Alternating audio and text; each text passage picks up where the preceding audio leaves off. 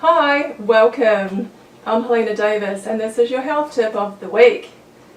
Yesterday I received an inquiry about whether it's a good idea for one of my Pure Gut Health participants to consume a prebiotic called Resistant Starch. This is actually a really good question and one that I wanted to share with you to help you out. Over the next few minutes I'm going to share with you what this is, how it can help you, and why you may need to avoid this short term. Stay tuned!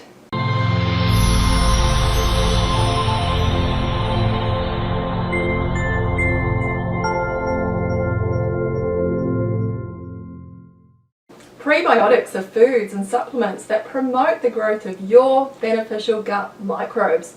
Probiotics. Prebiotics don't actually contain any beneficial bacteria, whereas probiotics are beneficial bacteria.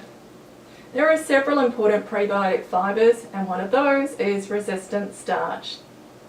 Most of the carbohydrates you consume, such as those in grains and potatoes, are starches. Some types of starch is resistant to digestion, hence the term resistant starch. Resistant starch is an insoluble fibre that gets fermented by gut microbes in your large intestine. This means they're a prebiotic food. Studies have shown that resistant starch helps with weight loss, blood sugar control, insulin sensitivity, your heart and gut health.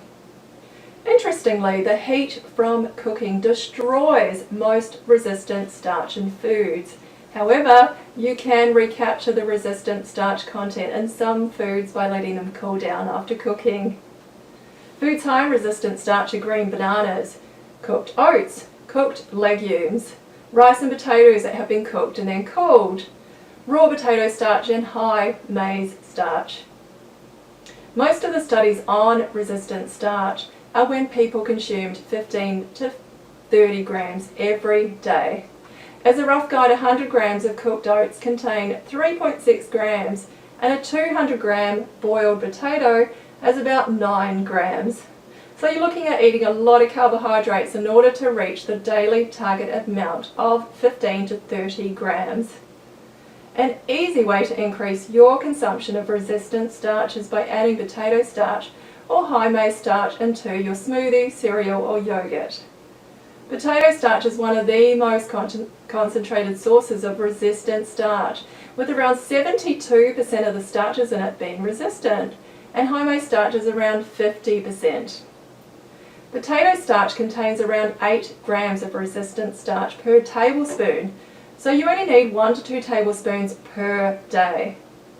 It's important not to heat this and add it to your food once it's cooled down.